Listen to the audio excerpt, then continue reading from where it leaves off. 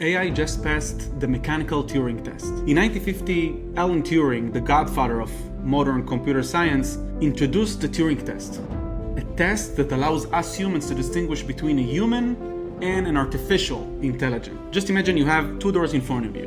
Behind one, we have a human engineer, behind the other, an artificial engineer. And we send them the same task.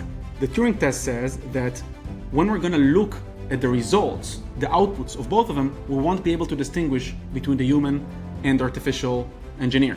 This was the threshold we had in our mind when we started Leo AI. Today, for the first time, mechanical engineers said that they cannot distinguish if the CAD assembly that they see in front of them was created by a human or by Leo.